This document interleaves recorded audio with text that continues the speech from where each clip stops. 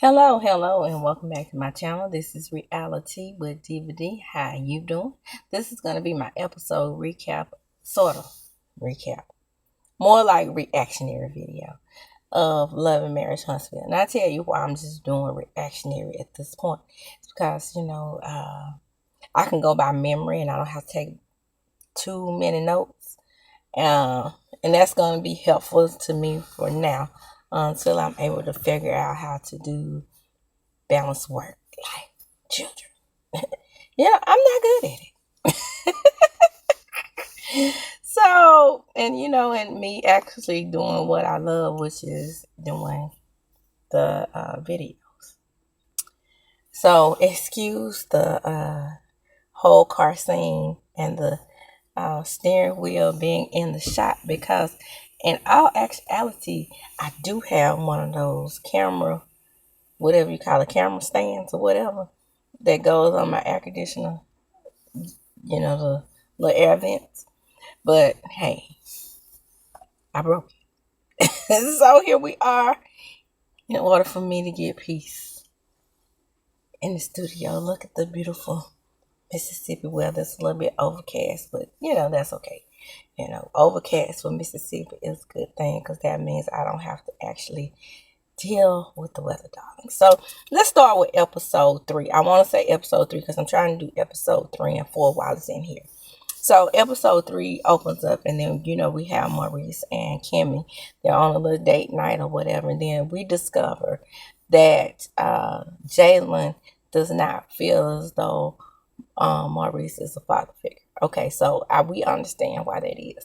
Now, I did a little history and I did a little research, and we found out more about Jalen's father.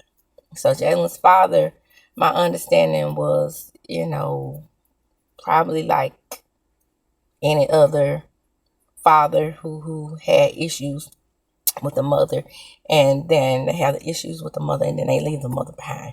It seems like that's what occurred. And then, at about 12 years old, my understanding is that Maurice stepped into the picture.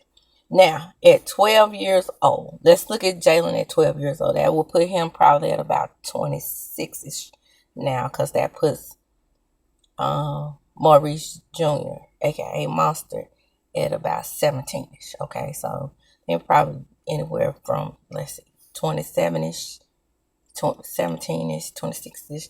Yeah, but in between 9 and 10 years apart. Okay, so mostly living with Maurice and Kimmy prior to Monster moving there. My understanding is it was Jalen and Kimmy.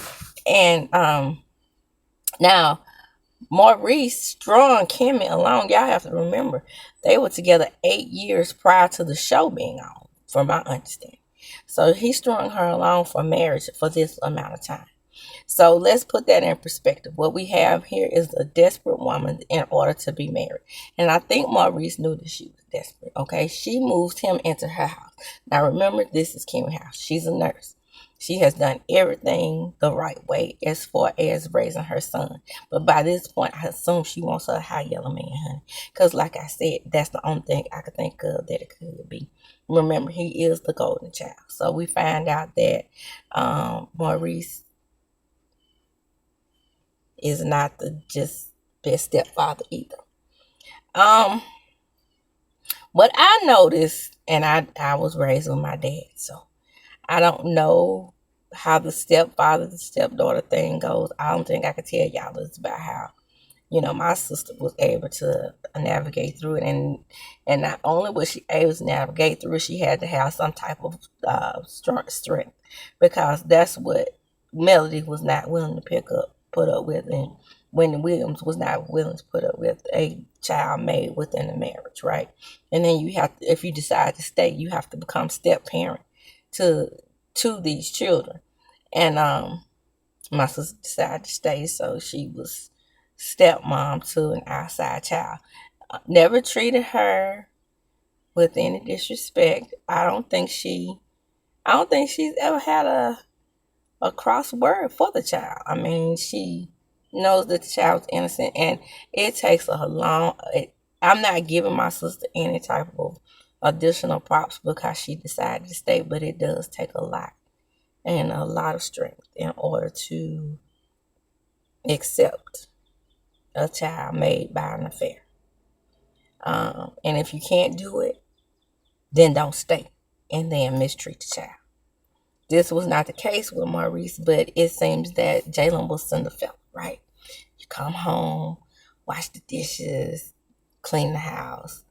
And these are the things that not Maurice instilled in him, I don't think.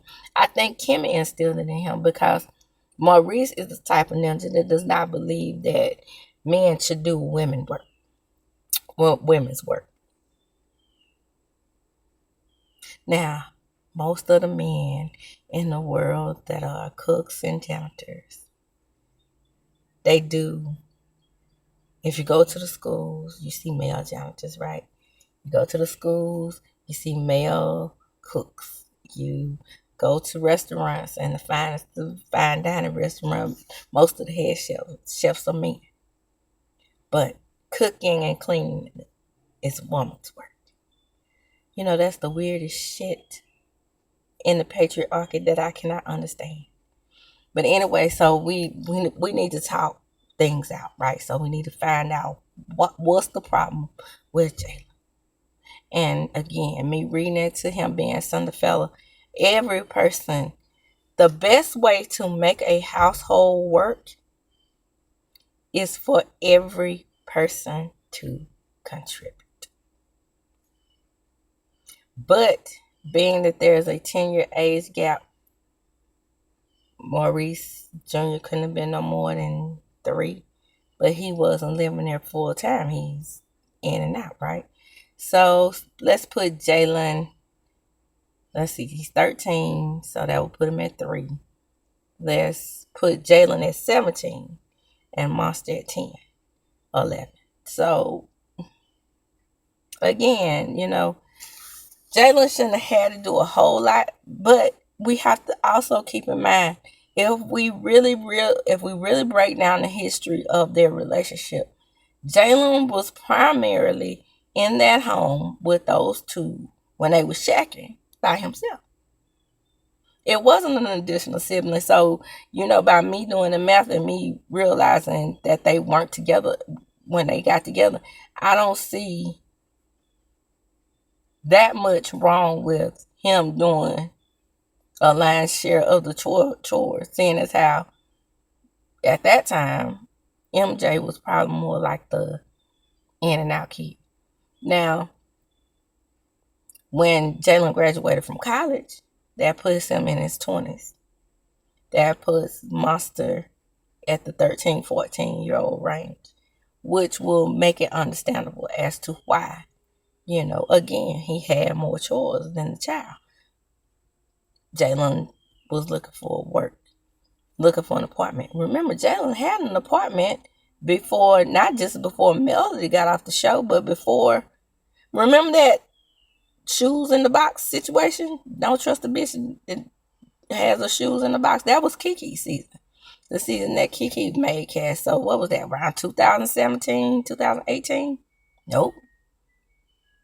Closer than that. Maybe 21. Maybe 2021. Yeah. Yeah, that would put us at like 2021. I'm trying to do a better timeline than everybody else because everybody else's confusion as to how this timeline is supposed to work. So I'm trying to put it there so we can understand how he ended up with more chores. And I'm not saying that Maurice wasn't an asshole of a stepfather. I'm going to get to him. I'm going to get to him and that motherfucking Kim. Just give me a minute. I'm trying to put things into perspective as to why it could have been a situation where Maurice is coming up was saying that it was a mosquito got in here just in case y'all see that little fucker. Whereas y'all can, I'm in my car.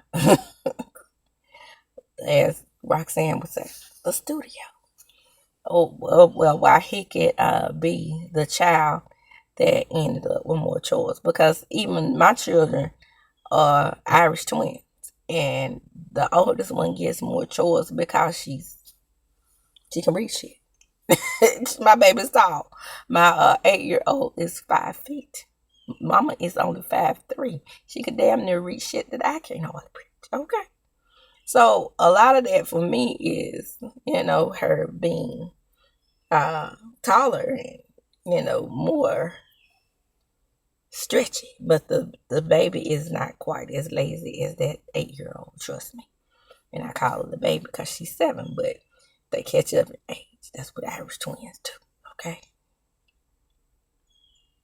But anyway, moving along, we're going to get to Ken and his whole situation. Ken and Marquez, and we're going to wrap them up real quick on a nice little neat little bow. We're not going to talk about them a whole lot because my whole concentration as a psychology, former social worker, current family service worker, is that we do social work and we analyze, okay?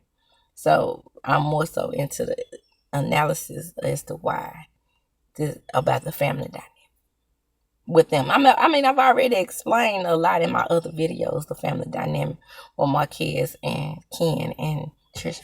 I don't think Trisha wants to divorce Marquez. I don't. Because if that was the case, I don't see in anywhere, anytime, any place, any consequence as to why this couple is not consciously uncoupling. The man had a tussle, right? And everybody's thinking that Ken easily won this tussle. I mean, if Marquez is agile and can move about and do about, I'm sure he could get out of a lot of shit. But anyway, so the ladies go on a brunch, right? Because it's time for us to get together. It's time for us to get to know each other. This is all put together by Kimmy. And in this brunch, Kimmy mentions that Jalen never looked at Maurice as a father figure.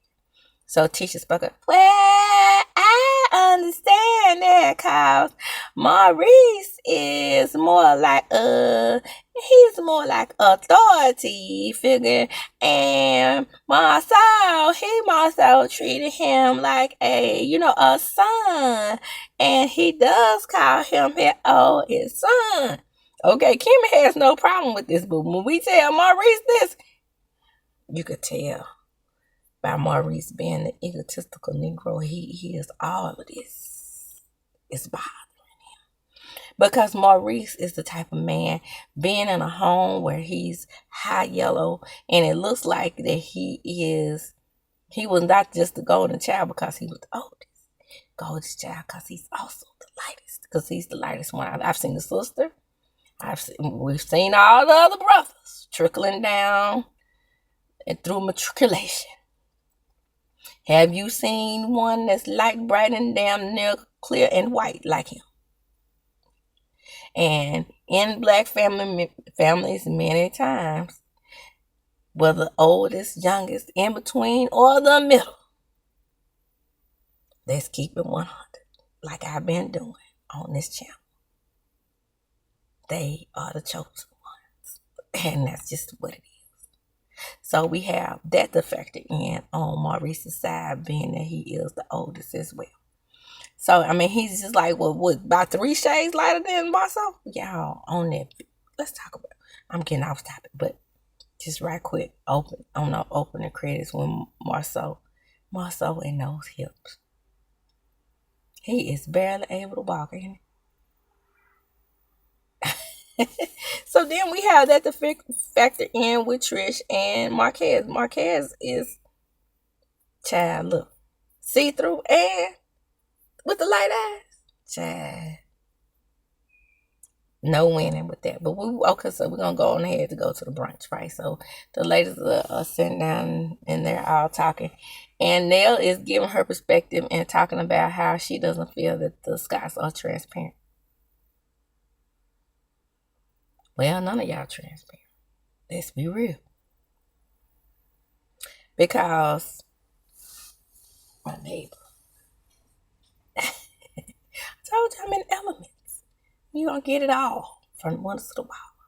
So anyway, so let's, and my washing machine going on. Ding, ding, ding-a-ling-ling. Okay, so anyway, the point is, so we at this dinner and they're saying that the Scots are not transparent. Never have been. But if you want to be the number one couple on the show, you're going to have to give more. And that's that on that.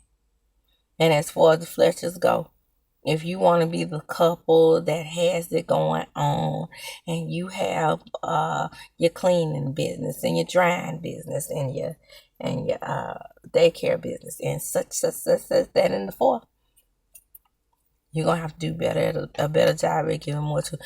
Now you think you gave it all from the windows to the walls when you said that Chris Fletcher cheated on you. Well, we want more.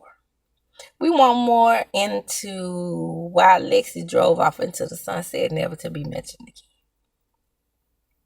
again. Okay? We want more. And that's that on that. And then you have Trish at the table. Well, she see what it is. You know how it is for men and everything. What you say, girl? Oh, I'm just, I just chill it all. You know, I've been, what? You are still married. That's all they have up on you. So you're not transparent either. So then we get to the men, right? And Chris Fletcher, who is a relative of Trisha, has nothing good to say about Trish to Marquez. Nothing. Other than, yeah, basically, she ain't the kind of woman I'd be with. Boy, you want a woman that's gonna stay and roll over and let you cheat anytime you get ready to. That's what you want. Now, mind you, all this is coming up about the NDAs. Because, you know, Neil asked the ladies, since, you know, Tish, Letitia wants to be Ironside's Esquire. We need Ironside. I don't know. He was a lawyer back in the day. You know, he got down to business. But you got to go watch the show. Growing up in the 80s. Anyway, he could only reminisce because, you know, Law and Order been on 72 years. Still can't compare the shows like Ironside, the Rockford Files, and all that type of stuff. But that's neither here nor there. And Columbo. That was my show. And Telly Savalas' show. And I can't think of the name of his show when he licked the lollipop. Yeah, those were days. Boy, when Telly Savalas died, I had a fit. That was my first superstar favorite show there. Back in the day. I felt some kind of way. Because I thought he was fine for, you know, bald-headed, sexy. Anyway, back to the show. So then we have those women, and they talking about, you know, the transparency. And so during the transparency conversation, the NDAs come up, and then the interview with that girl, that Michelin Tiger. And so Kim was like, what is there to be transparent about? I don't believe any of this happened. Maybe if, you know, but that Kimmy, you was a side chick? So you think that just because you was a fine side chick that it happened? But you remember you denied being a side chick, but you know, that is Calliable's story and she's sticking to it. And it's also, you know, Mama Lexi's story and she's sticking to it. So at this table we have 4 women, I believe. 4. You have Letitia, who's deflecting. Well, so I don't know about the Fletcher, because the Fletcher be letting people cheat and whatnot. Taking up for Destiny. Now, mind you, Destiny is not on this episode. Her or Motel Hotel. But everybody is mad at Motel Hotel for having an interview with the Michelin Tiger. So then we have Trish. Trish is with a man who she's living with, but she have a husband. How that work? I'm still not used to this. Because I don't I can't think of any woman or any situation in my head that makes me understand what happened here. How did we get here? How did we get to a position where this woman could have a husband and a boyfriend? Not just any boyfriend, a living boyfriend. Excuse me. We all got problems. So nobody should be talking about anybody at this table. But for some reason, these women think that one of their situations is better than the other. Kimmy, you are married to a tyrant who doesn't treat your son like a son. Letitia, you are married to a man who thinks he could talk his way out of a paper bag, but is dumb as a box of rocks.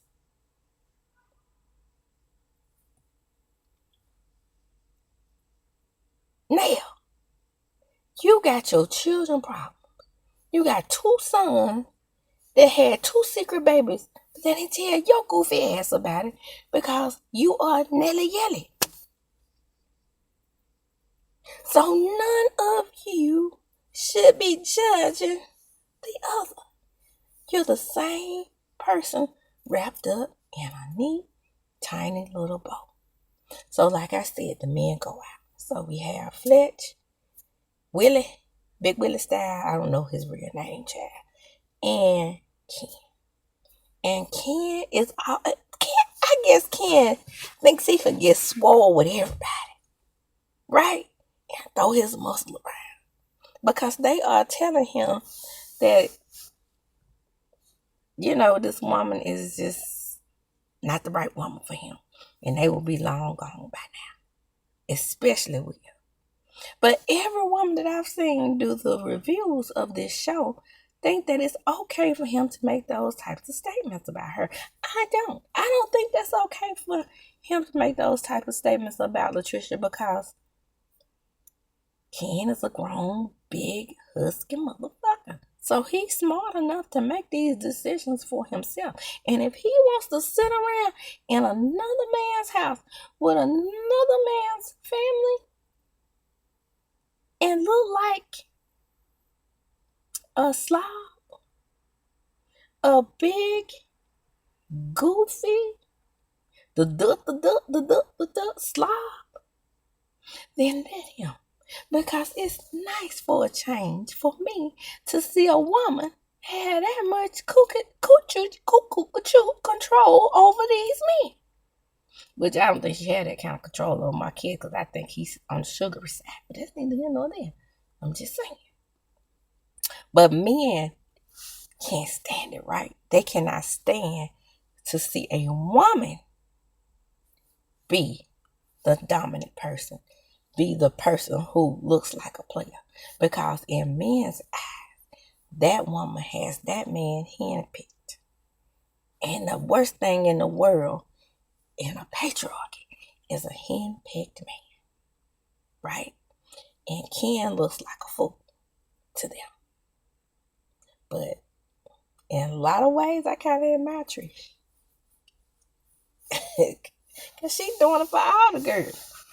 All the girls that wish they could, right, have a nigga on the side and a husband. But when we do it, we hope. It's okay when they do it.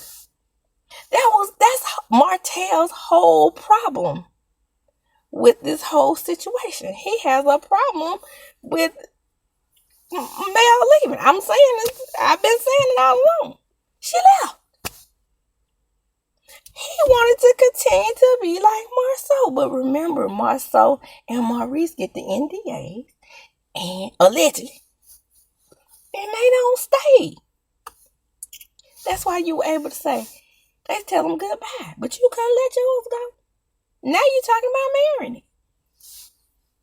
That's neither here nor there. So Jalen and Maurice talk.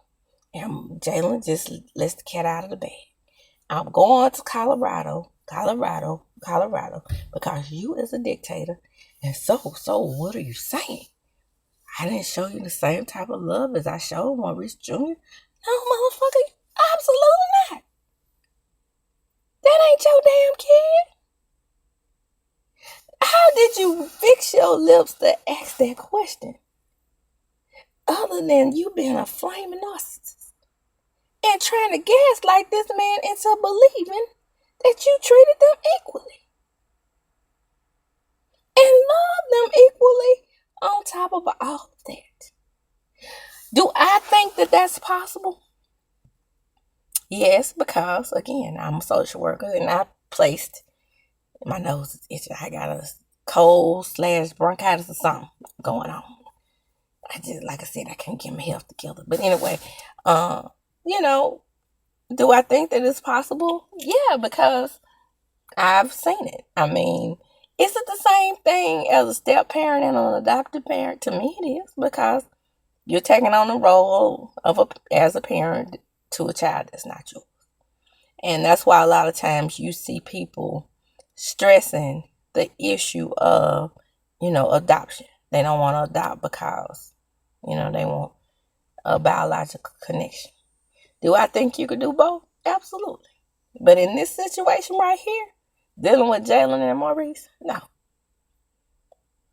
I'm not even sure, if you really want to tell the truth about it, I'm not even sure how much love Maurice can put into MJ, because, am I saying his name right? Maurice Jr. Do they call him MJ too sometimes? I know they call him Monster.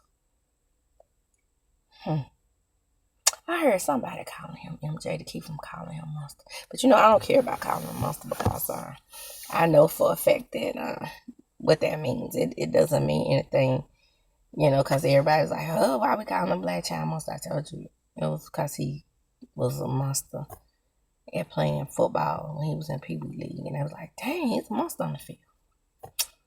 And now Maurice wants him to be a monster in the courtroom or boardroom or whatever. That's neither here nor there. I'm just saying that I believe that you can love the children the same. I just don't think he can. This particular person, Maurice, because Maurice loves himself. He loves himself more than anything in the world. Remember, when his wife was battling cancer, he had to have all the attention. It was something about that whole situation that made him look so selfish, not because of him just wanting sex constantly, but it was also because he literally could not muster up enough empathy and sympathy for his wife to stay off her. And I don't just mean, like I said, sex. I mean, remember, he had her doing all the woman's work in her house that she paid for prior to them getting together. That's neither here nor there. So we come to the end of the show, and the couples go out the skies, and they talk about Jalen again. And then Maurice is taken aback. He doesn't get it. He doesn't understand how is Marceau seen as the, father figure. And Marceau explains to him, let's use us, for example. Even though we have a biological connection, you were seen as the golden child. And that's how Jalen looks at Monster. And he was able to confide those things into me because he can't go to you, because Maurice likes perfection. He likes everything to already be fixed. So he won't have to fix it, because that means he'll have to get his hands dirty. And he's too light-skinned and pampered to get his hands dirty. Remember, in my previous videos, I did tell you that Maurice actually does have a maid, but he makes Kimmy clean up. And he makes the boys clean up because he wants them to know and understand how important it is to do chores.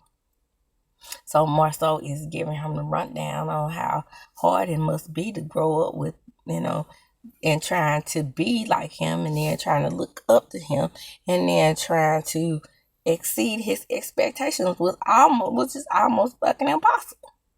He sets the standard so high where it makes it seem like people can just not do anything but fail. But that's neither here nor there. Then he has no nerve to tell my son he sounds like Chris Fletcher. In that moment, I don't get it. And then when it comes back on episode 4, let's get into episode 4, and he talks about him being like Chris Fletcher, I still don't get it. A lot of content creators said that it was chopped and screwed, but I mean, hell, that's the only thing I can think of. Not gonna spend too much time on episode 4. Episode 4 was more of the same, and we get into Trish's anything other than Trish's birthday. Trish's birthday. Damn, I sound a lot like Trish. Or somebody with a heavy voice. Well, Frog, of course, from The Rascals, but I was trying to get somebody that y'all knew. But anyway, I seen here no there. And so, they go on a photo shoot, and in that photo shoot, Ken is the center of attention. I told you. Ken and Marquez both love the camera, and not just the ones where they were taking the pictures. So we getting prepared for, I do sound a little bit, I did drink some water. That's what I paused for. So we getting prepared for 38 special. Y'all, when she was calling it 38 special, I could have sworn that she was saying 48. It's like, is it a gun called 48 as well? I don't know. Because I sure did think she was saying 48. And I was like, yeah, makes sense. But when she said 38, I was like, no, don't make sense. Because I was like, she don't look. Okay, let me get out. Look, Ken was on Jada, on the Rock show. I finally remember it's on the Rock. He was on her show, and he was talking about how they talk about her wigs and stuff. And it's people that don't look nearly as good as Trish talking about her wig. No, motherfucker. I mean, beauty is definitely in the eye of the beholder. I'm not saying that Trish is not a pretty girl. And like I said, I love her player ways. But, and I'm not a wig wearer, and definitely not a wig connoisseur, and nobody to be able to criticize them, but damn. I mean, compared to the other ladies, I mean, they've all had their missteps with the wig, but as of lately, Tish is not missing. Okay? So, we just gonna fast forward to the party because that's what's important. The girls get into it, and they all talking about how Miss Nell is talking about them not being transparent. And Kim pulled the whole thing that she pulled on Miss. What would you like for me to say? What would you like for me to be transparent about? I told you I didn't watch the whole interview. Well, Letitia get her big girl draws on and decide she gonna confront Fletch. Oh, rah. Now we can't forget that Ken is the center of attention. And Ken say, well, he don't need to be taking advice from none of them. Because none of them can't tell him nothing. Because here we got Tisha in front of Fletcher's face, rah, and Marcel is saying, why is my wife always acting like a noob? She confronted Motel Hotel. Now she all up in Fletcher's face. Letitia is the type of woman, just like Tiffany Lou was, that's gonna get her man ass whooped. Running up in somebody's face, thinking that because it's a man, he won't knock the shit out. I'm not saying that I want that to happen, but what I'm saying is, it can't happen. Or they could be with a crazy little woman like Nell, and she do it for him. You cannot tell me that Nell didn't want to knock the pure shit out of her. Letitia. And I could not believe she was up in that man's face like that. Child, I cannot make this stuff up. Another episode where Destiny wasn't on here. But, rewind just a little bit. Because I'm skipping over a whole lot of stuff. Because, the episode was okay. Some parts it was okay. Some parts it wasn't. I was going to say Motel Hotel wasn't on here either. But Motel met with his mom. Marlboro Marlene. And Marlboro Marlene, she looked fine to me. I mean, the wig was slick. But, we can't expect a lot out of Marlboro. She's over there smoking cigarettes and drinking her Inez wine. Now, she's the only person that's drinking that wine. But she does say she misses her family. And y'all, when she says she misses her family, she ain't talking about Motel. Because I'm pretty sure she sees him all the time. She ain't talking about them grandkids that he dumped off on her when he had them on his weekend. I hope that wasn't a bug that I'm allergic to. Wait a minute. Y'all about to see what... Y'all about to see what a Mississippi horsefly look like. That motherfucker about like... that goddamn long. Am I doing it right? Can you see? How long?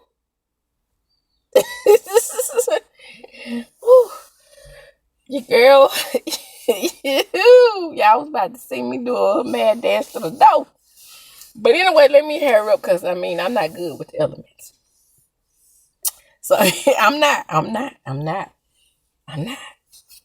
like Roxanne. Roxanne let her car run, I think, and let the air flow in the car. But see, to me, the air picking up on the mic doesn't sound good on my mic. But let me hurry up. So Marlboro says she misses her family. And when she says she misses her family, I don't think she's talking about just Motel. I think she misses the unit.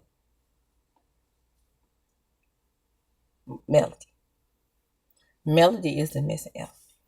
Yes, she gets to see Lil Maverick, Knox, Miles Morales. Excuse me. Yes, she gets to see them, the acid reflux plus the water. Okay. Work with the child. But she says she had a family. Marlene did not get to experience that with Motel, Hotel, and Kendrick's dad, whatever the other one name, Martez, whatever the other one's name, dad. She didn't get to experience that with them. So when she saw Motel and Melody and the Musketeers together, she saw a family unit. And she loved it. And I can only imagine how she feels when she sees Melody's replacement come around. Because you remember before you was a good boy, son. And before, you didn't do nothing wrong. You just made, before all that, because Motel Hotel got on her. You already know what happened. Melody was her daughter. And gonna always be her daughter. And she loved Melody. And you know what? In last night's episode, I could tell she still does. And she hates that she had to come on this show and turn Melody against her. And not even for them to even be in a friendly capacity anymore over Motel. Because she misses Melody. And she did care for her. And I could tell. And I don't care what nobody said about that. I could tell that lady loved her some Melody. And Melody did a lot for her. I could tell that as well. And now Melody is making millions. Whereas back then she probably was making thousands, not quite millions yet. But she had the potential. And she saw all Melody's potential. And all the things that she did for her too. So she's missing the things that she did for her. She's missing the family unit. She's missing Melody in her class. Now she's stuck with the girl who had braces for 32.6 years. Oh, that was another. Excuse me, child. I'm telling you. And they come and bump. Did you hear it? Then they come and bump your shit. Like, you get the fuck up out of here so I can get in. You know what I'm saying? And let me drive. Child, I'm telling you, if you ain't from the SIP and you haven't seen a Mississippi horsefly, grown, muscular bugs, look like Ken.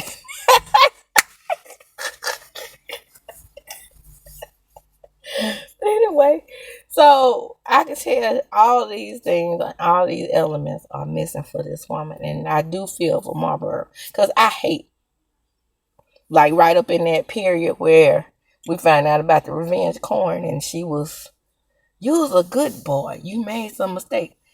And her going off script. But now she's back to the Marlboro that I once knew. And she's showing how much she misses the family. I don't think she cares for Ariane that much. And he's like, yeah, I had to get used to it. And Motel admitted, he was like, it wasn't her.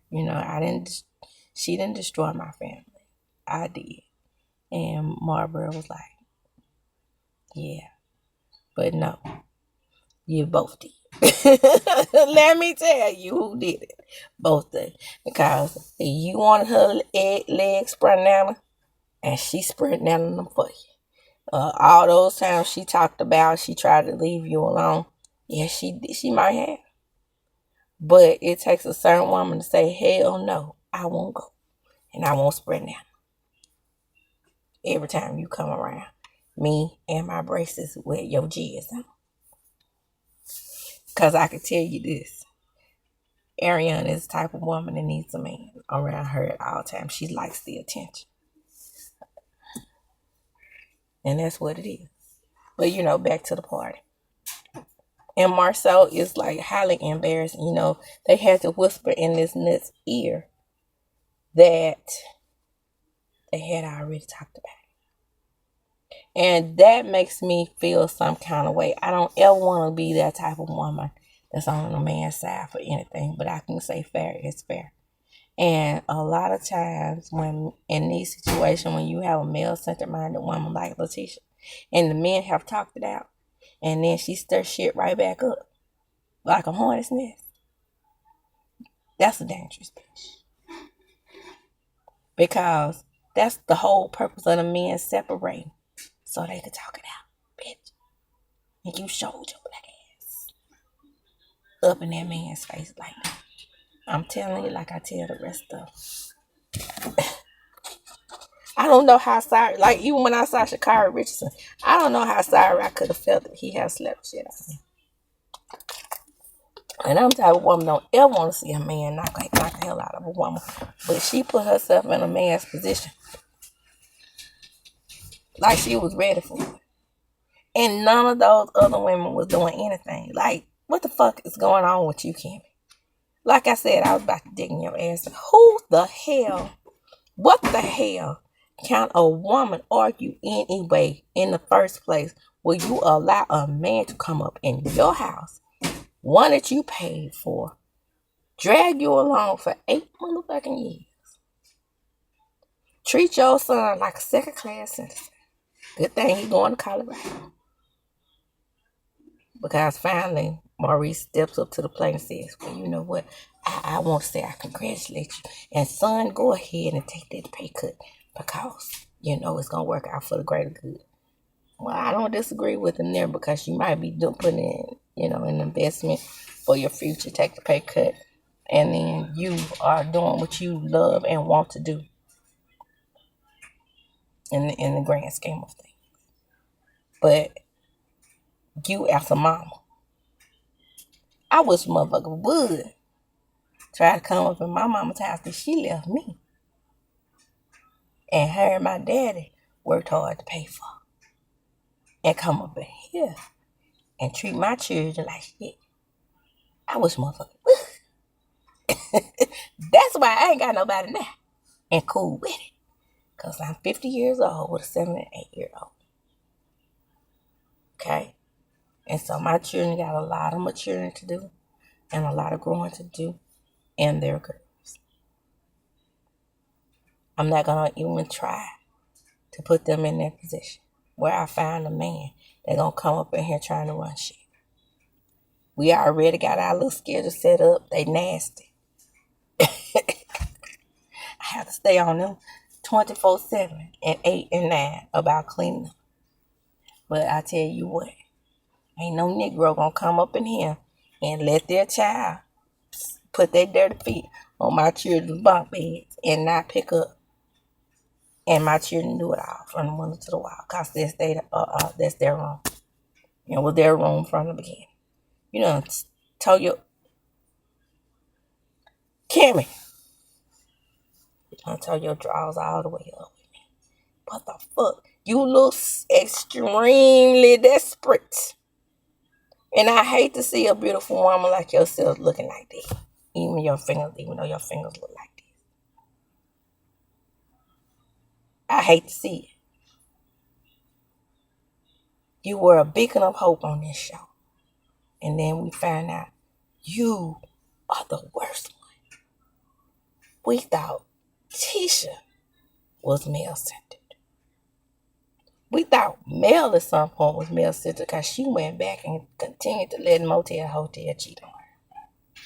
But bitch, you are the worst example on this show. Y'all try to make Tish be the worst example because she got a husband and a boyfriend. No, it's you. You and Neil running neck and neck. That's why y'all don't get along. Because you the same person.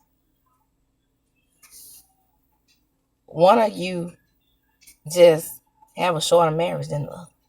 It's like you immolating your whole life from Neil and Chris. Even though I will say that Chris seems like he's more reserved as far as speaking to Neil crazy, because he knows that Neil get to yelling and he don't want to hear that shit. That's basically what it is. But in the grand scheme of things, you're the same type of woman. And then Motel Hotel again is very upset because he can't experience the same thing and he will never experience the same thing Marcel has experienced. He will never get to experience what life is like as a man who left his wife and she stayed. I mean, well, did what he did on the wife and stayed. Tisha, Trish, Trish, girl, you something else. I'm saying, yeah. That's why I did everything. That's why I always did true. Well, you got Ken who don't want to take advice from Marcel and Maurice, which he's right. And then you have Trish, who's thinks she's more transparent than anybody on the show. Child, I can't make this stuff up. Anyway, that's in here and there. I don't know how the hell I talk for 50 minutes about these, but I am talking about 2 episodes. But anyway, come on in. Plus, I had to give my little psychological analysis of the step-parent adopted dynamic, because I know more so about, adopted parents than step-parents, but that's the same thing, non-blood related parents. Come on in, like, comment, subscribe to my channel, hit the notification bell button. You will be notified when I upload a video. Share the video. Why? Because sharing is indeed caring. And y'all, send your girl a cash app or two, and it will be greatly appreciated. As I do when I close, I'm going to chuck them up. Do seal again. Excuse the steering wheel in the studio. The Pharaohs did come out. They slammed the door a couple of times. I don't know if I'm going to be able to edit that out, especially since I am so kind of sickish. I'm not going to call it sick. I'm going to call it sick-ish, with the allergies and whatnot. Bronchitis, I guess, and whatnot. But anyway, that's the meal. Yeah. Like, comment, and subscribe. And as I do when I close, I'm going to talk about Deuces.